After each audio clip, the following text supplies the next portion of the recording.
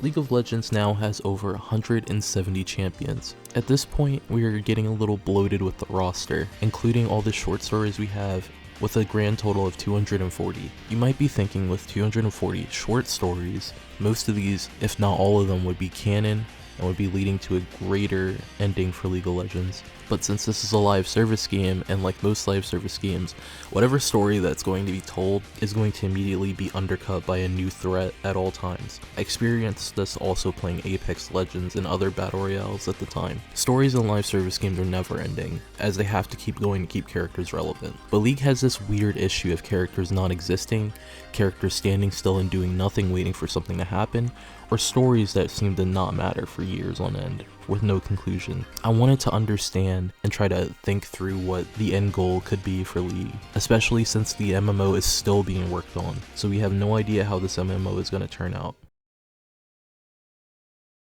For my viewers and my subscribers, I'm going to leave a timestamp below and just get this out of the way now. 99% of my viewers are not subscribed, and again, just leaving a like and subscribing helps the channel a lot, and that'll help me put food on the table eventually, I guess.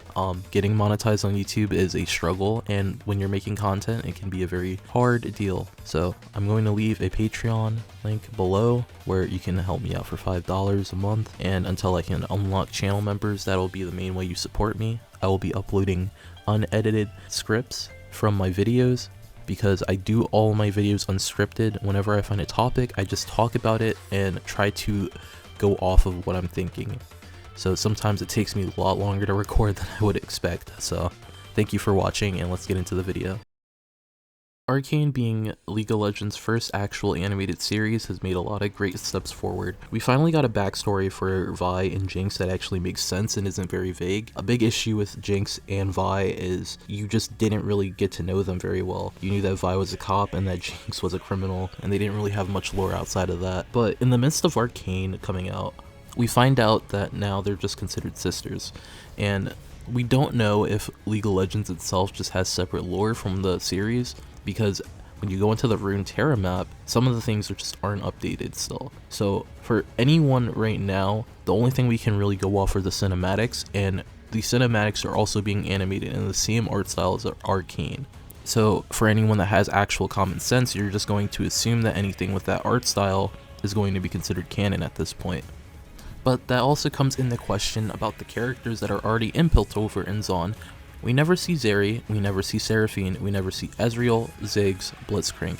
All these characters are very popular in League of Legends and have very high pick rates, yet had no representation in the show at all. You would think Ezreal we would see at least a few glimpses of, interacting with Caitlyn, maybe even Camille, since Camille protects very rich families in Piltover, but none of these characters are ever seen at all. I understand that the show wanted to focus on the main trio, Caitlyn, Vi, and Jinx, and explore the side characters a lot more, but this also leads to this weird issue of characters not being fully fleshed out. Jace feels more like a driving fork for the narrative more than a character himself. He does questionable things, which you would think are in pursuit of power, but really aren't. Sometimes they just make no sense at all. And then this bleeds into the other characters like Victor. Victor in the old lore became a metal man who created things like Blitzcrank because Jace discovered Hextech, but in the Arcane universe, he becomes perfection in Zonified, which is very strange. You would think the man with a disability would find a cure that doesn't turn him into a literal god, but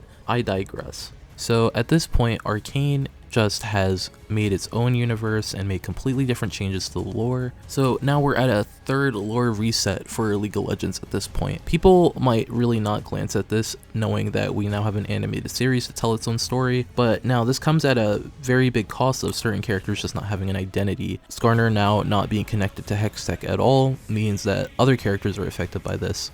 Seraphine now is also a walking anomaly, and we don't know if she even exists. Zeri does not show up in the show at all, so we have no idea where she's ever going to come from, and Chem Barons are mentioned multiple times, and we even got a new Chem Baron at the end of season 1 who we thought would matter at all in the show, but Renata doesn't show up in the show at all. So at the cost of giving 5 or 6 characters an actual backstory, we now have ruined potentially 10, 20, maybe even 30 characters lore because we just didn't want to show them in the show at all, and now we just have walking paradoxes in League of Legends completely. And again, if you don't think this matters, that's cool, but when you play a game, you want to feel like your characters mean something. A big reason why I stopped playing Apex, especially after all my friends stopped playing, was the character interactions just stopped existing, and I kind of missed booting up Apex Legends and hearing Ashe and Horizon bicker because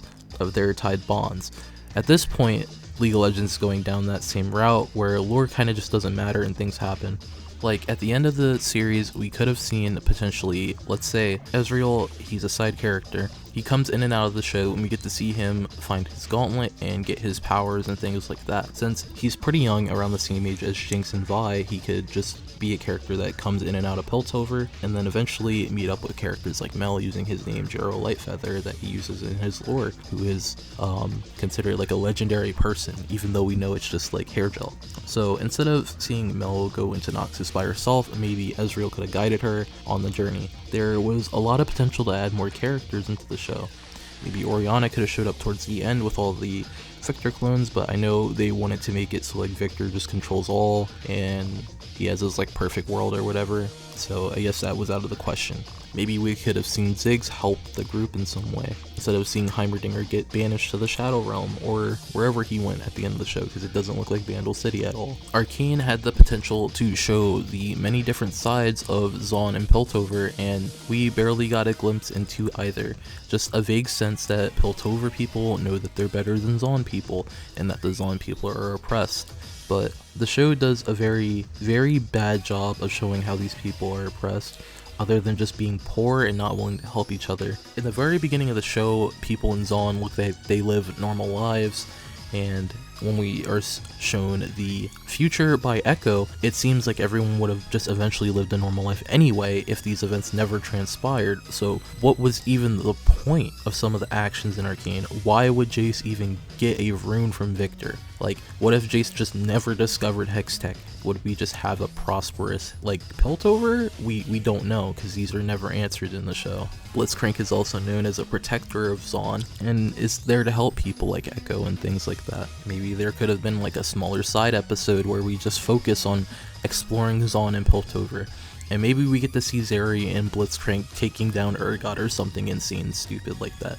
Similar to one of the season start cinematics that we got with Echo fighting Urgot with Blitzcrank. So as the future goes on, those are just questions that'll never be answered. And knowing that we're going to keep getting animated stories, will we only focus on the characters that the studio wants to focus on? Or will we delve into side characters while other characters get the spotlight? We may never know. We know with the current battle pass, Mel is in Noxus, and Mel does know a lot of people in Noxus, but they're never mentioned in a side story or a short story at all. So the only thing we have to look forward to is this new miniseries if they do go back to Noxus to explain the beginning of it. Maybe we'll see Darius and Samira, we don't know. Another walking paradox in League of Legends are the skin lines. Skins in League just are not considered non-canon at all, and most, if not, are considered to be canon, if not connected to the main universe in some way. So that means that someone has to get paid now to write a short story about why Ahri and all these characters in another universe are schoolgirls fighting a monster from another universe. And this also makes this huge issue of having lore skins and non-lore skins, and it's just a massive mess. Having to deal with all these skins at the same time and making lore for them, just what's the point of doing that when you're animating a series on top of this, on top of the comics, on top of the short stories? I don't understand the point of it all. You're gonna get a nerd like me who's going to read this lore and be like, wow, that's cool, but what is the average person going to think when they find out that Blood Moon Sivir just has a skin and has a whole short story to it? Are they really going to care about all that? No. So what's the point of writing all that? And you would think money, but these stories are completely free, so there's no point of doing all this. And what timeline does the Cafe Cuties fight the Dark Star? The world will never know, but there's definitely someone out there that's like, wow, that's such a cool little thing, and then they go 0-4 in their bot lane. So I don't understand who that is for at all.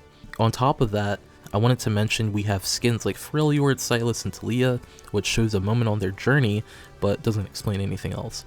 When you go and read their comics, you still don't get any explanation whatsoever to what they're doing at this point. We do know that Garen and Silas fight, And we do know that this is the fight where Jarvan's dad dies and Jarvan 4 becomes king, but even then, we know Silas retreats back to the Freljord, and we don't know what he's doing now with Sejuani's tribe, other than banging Sejuani's mom, I guess. I don't know what else he could be doing right now. I guess if you count the season start cinematic that we got a few years ago, you could also say that they were defeated by Lux and Garen, but what is the result of that? Does Silas go back to prison? Is there any lore implications? We don't know because nothing gets updated. You would think when we have skins just for lore that there would be some type of in-game or audio representation to explain what's happening, but we don't get any new voiceovers at all, and the only time we do are on very rare occasions. Skins like King Viego and Unbound Thresh also just exist in the game, but because of how the champions walk and act, there's no way to really tell what's going on in their actual lore. They're just skins and don't really change anything else about the character. The only lore skin I can think that actually matters to lore right now is Arcane Jinx, because that skin just, it is an anomaly. I don't know how else to describe it. You get 3 different forms of Jinx, and they're all from 3 different parts of Arcane, and each skin has its own voiceover that has different voice lines depending on who you are. Powder has very specific voice lines when you're in her Powder form, and vice versa when you're in her Hero of Zon form. But other champions just will never get this kind of VA. The only time we ever got lore skins that actually got new voiceovers were 2 $20 skins for Graves and Vayne, which gave us updated VAs explaining what's going on in the Sentinels of Light event, but outside of that you can't really tell because in game they don't really talk too much about what has happened,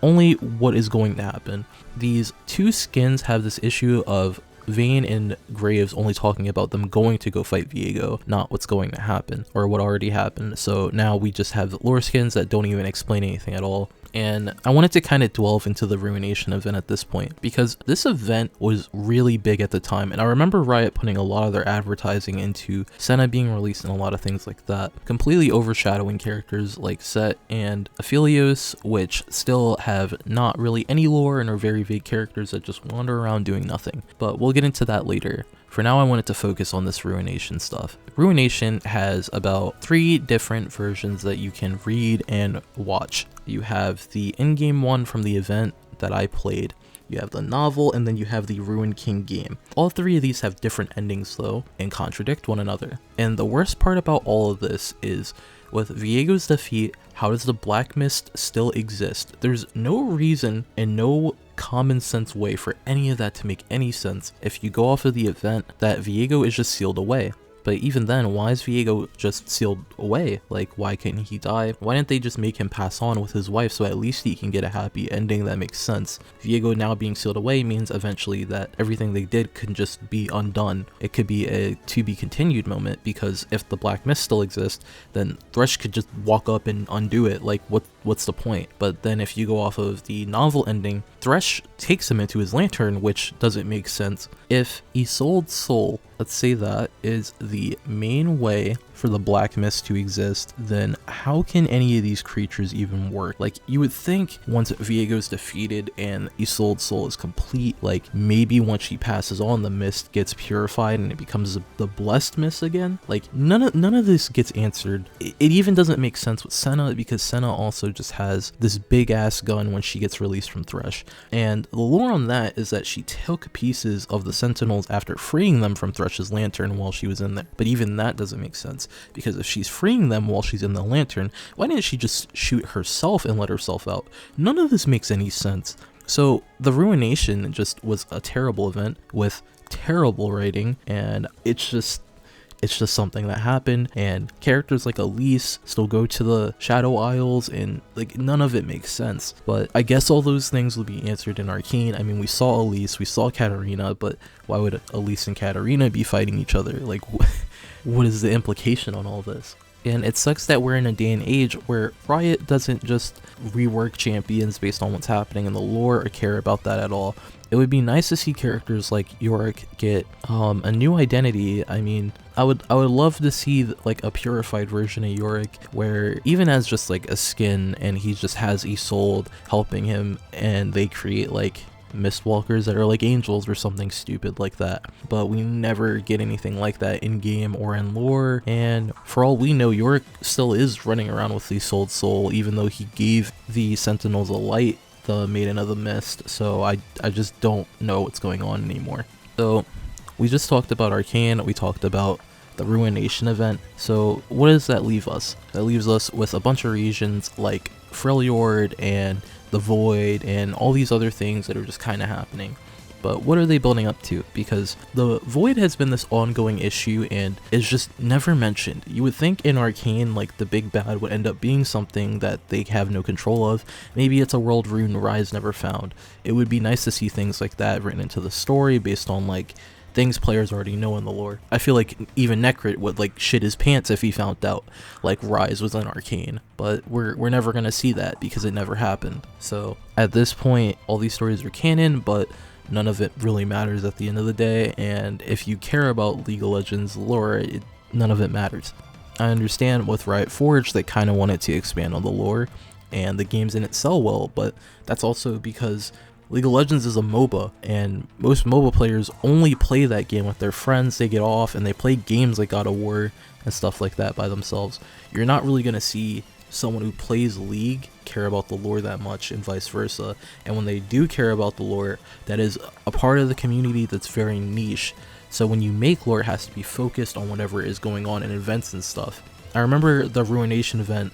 My friends were talking about it. You would go into the League Discord and people would talk about it, and for how bad the ending was, everyone was extremely disappointed. I feel like this Arcane storyline is going to go down the same fate because they just focus on characters, don't give them much explanation, and when they add side characters, they either get poofed in and out or they have nothing going on. I've mentioned Ezreal a bunch, but that's because Ezreal's one of the few characters that go in and out between multiple places in the universe. And I'm not a huge Ezreal fan, but if we're going off of cinematics, that means Ezreal at some point does meet Kai'Sa. He already has a crush on Lux, meaning he's been to Demacia, and he has his gauntlet, which means he's been in Shurima. So he's been to Akathia, Shurima, and Demacia already.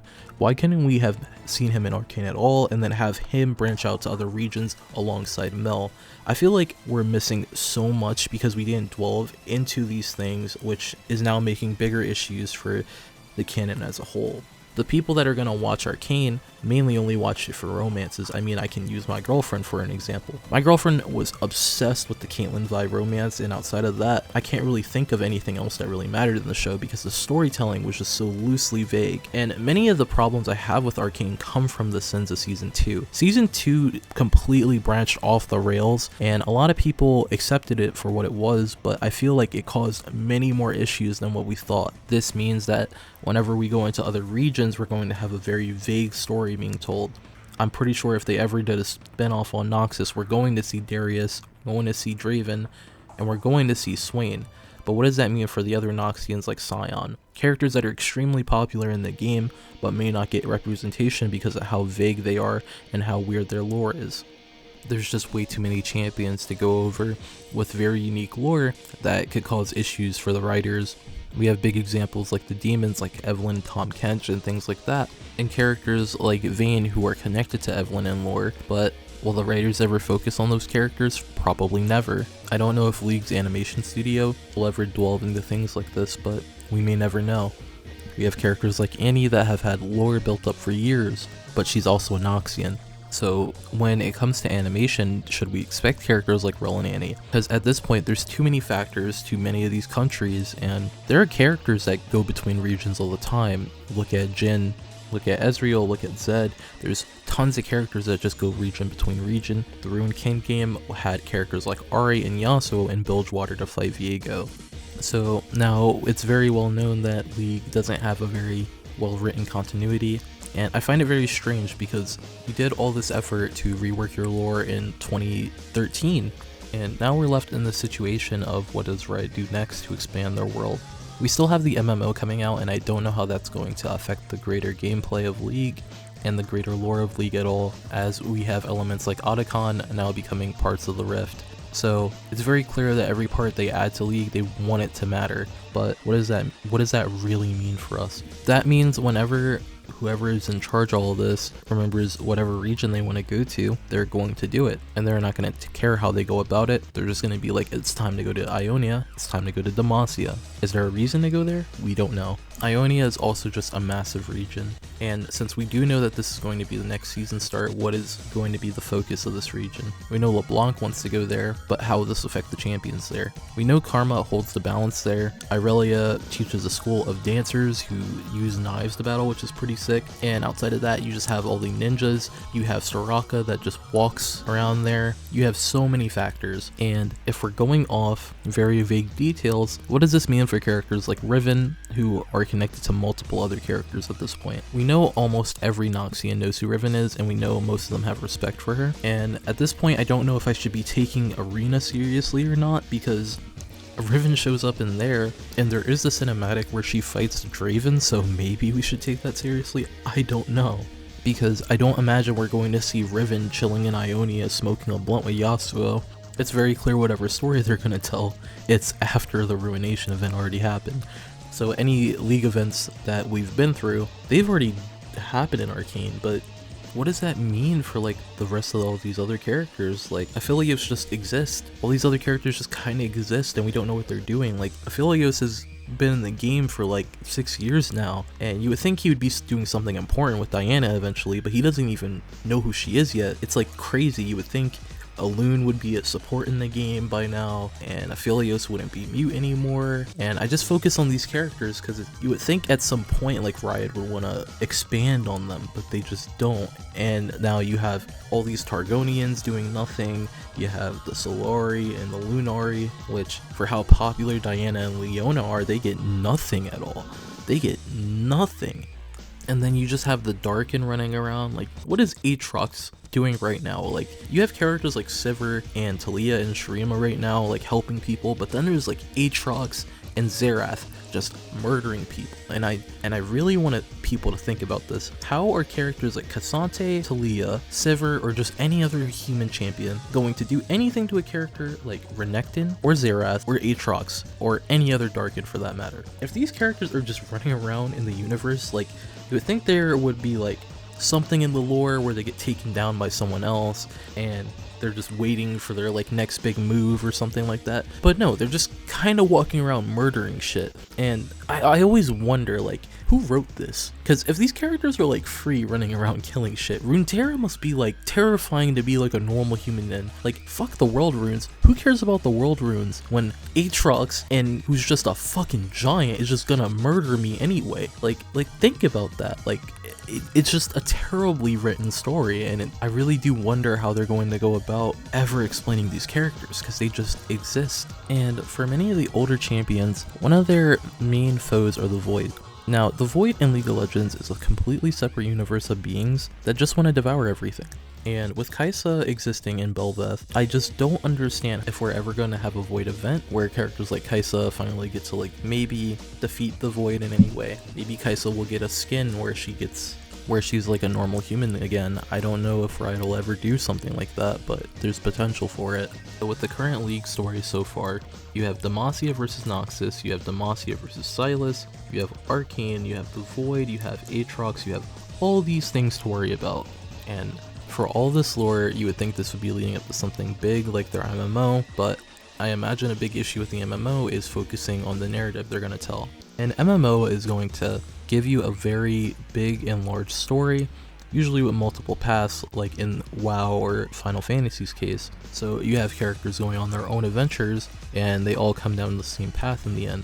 Now with Riot's MMO, I don't know what their end goal could be. Will places like the Shadow Isles exist? Will it be the Blessed Isles, and then will it become the Shadow Isles? I don't know, but an MMO has to tell a good story. If it's going to be a theme park MMO like Final Fantasy, and if it's not going to be like that, then there has to be an explanation of why your character is going around killing random shit. Otherwise, it's just not going to be a good MMO to play, and it'll die or become a niche MMO similar to Guild Wars 2.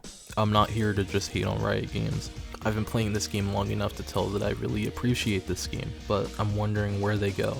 I've seen the potential that Riot has from the ending of Arcane, but I've also seen the fumbles that they've done. So as we go forward, it's more or less me wondering if they can actually keep this going. I've seen many live service games do stories like this, and the biggest issue with them all is the simple fact that they have to be ongoing, meaning that there's always going to be a conflict with no resolution. And when there is a resolution, it is either very vague or it's in a situation where no one gets to progress their story. I'm very happy that skins are being made with lore in mind, but it makes me wonder if skins like Black Rose Ezreal matter, Black Rose Samira, and things like that, because these are characters that aren't in their normal habitat, and a battle pass is going on that actually has lore merits to it that we've seen before, like Katarina and Elise. They fought in that cinematic wearing those exact outfits, so there has to be something to them. Do I have any solutions that could probably fix all of this stuff very easily and simply? That's not going to cost a animation studio budget? Yeah.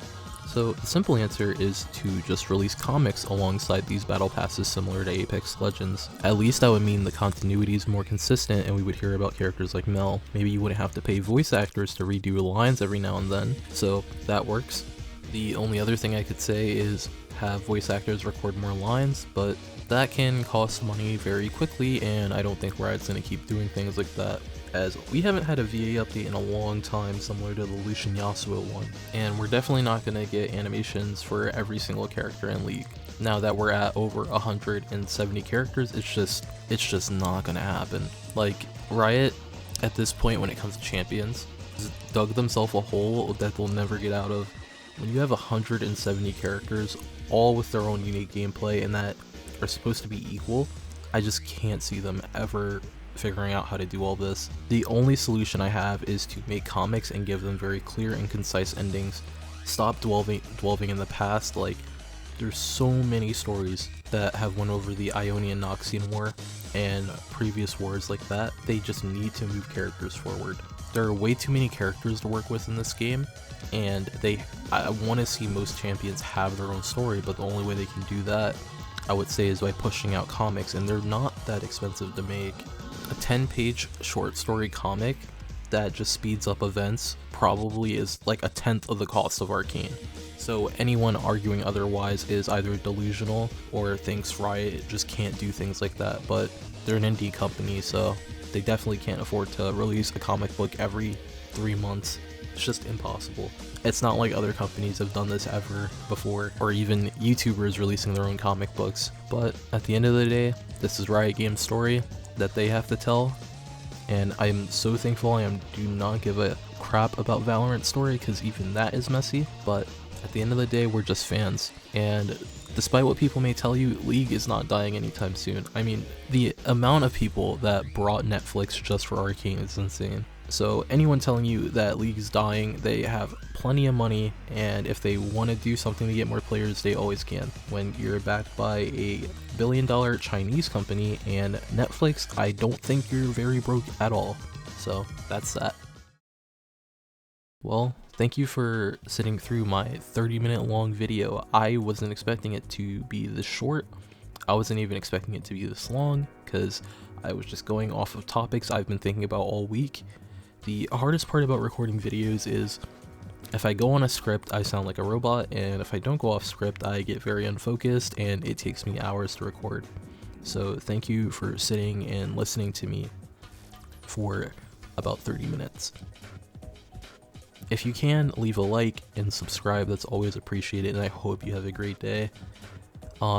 If you have anything you want to discuss, just leave a comment down below, because honestly, there's way too much lore in League of Legends, and there's probably a ton of stories I missed, but those were the main ones I could think of off the top of my head that mattered to me, and there's over 170 characters, and there's probably someone I missed. So if you want to leave a comment below, I read most of my comments because I'm still a small channel, so leave a comment. See ya.